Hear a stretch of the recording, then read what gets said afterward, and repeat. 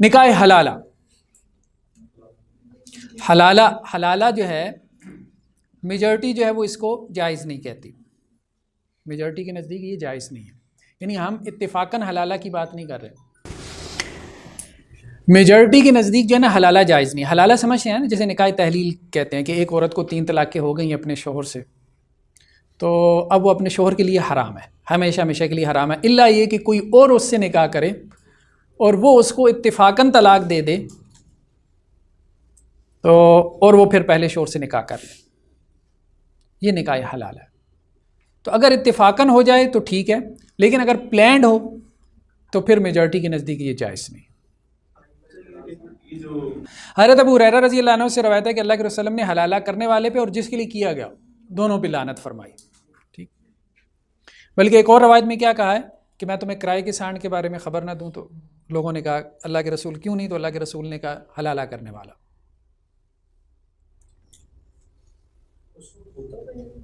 جی ہوتا تھا، نکاح تحلیل جو ہے وہ بہت پرانا چلا آ رہا ہے۔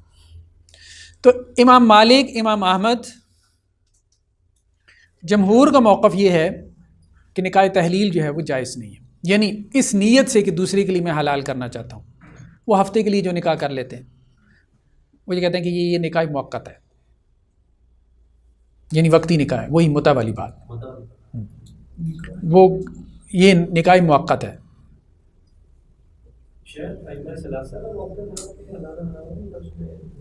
وہی کہہ رہا ہوں میجورٹی کا، امام مالک کا، امام احمد کا، محدثین کا،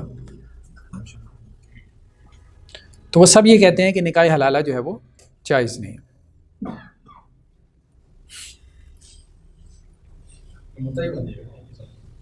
ہاں وہ اس کو متع شمار کرتے ہیں۔ امام ابو حنیفہ یہ کہتے ہیں کہ جائز ہے، نکاح ہو جائے گا، لیکن وہ کہتے ہیں یہ کام ہے غلط لیکن نکاح ہو جائے گا۔ باقی کہتے ہیں نکاح ہی نہیں ہوگا نا۔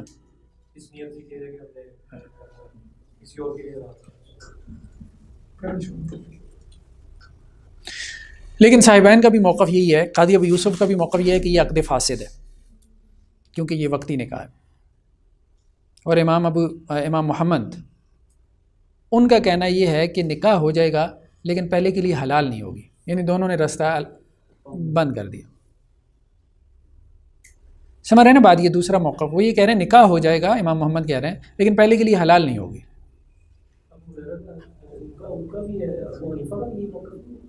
امام ابو حنیفہ یہ کہتے ہیں کہ حلال ہو جائے گی پہلے کے لیے، ہاں حلال بھی ہو جائے گی، نکاح بھی ہو جائے گا، ہاں وہ اختلاف کر رہے ہیں۔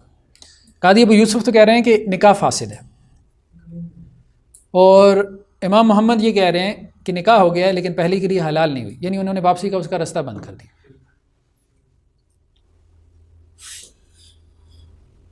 ویسے امام کے مسائل میں اسی طرح یہ ہے کہ وہ کہتے ہیں کہ حکم ہو گیا لیکن گناہ گار ہوگا، وہ یہی کہتے ہیں نا، وہ کہتے ہیں اللہ کے رسول صلی اللہ علیہ وسلم نے لعنت فرمائی۔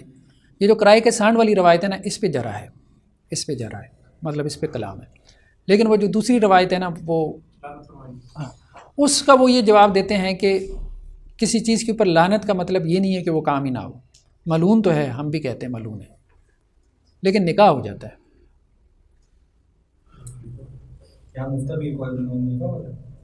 ہاں اناف کے یہاں مفتہ بھی بول گئی، لیکن ٹھیک نہیں ہے، غلط ہے یہ۔ نکاح تحلیل جو ہے نا، یہ اس مشابہت جو ہے وہ نکاح متع کے ساتھ ہی ہے، کیونکہ آپ نے زبانی طور پہ شرط لگا دی نا، یہاں دل کی بات بھی نہیں ہے، یہاں زبانی طور پہ شرط لگتی ہے کہ 1 ہفتے کے لیے جو ہے یا 2 دن کے لیے یا جو بھی ہے۔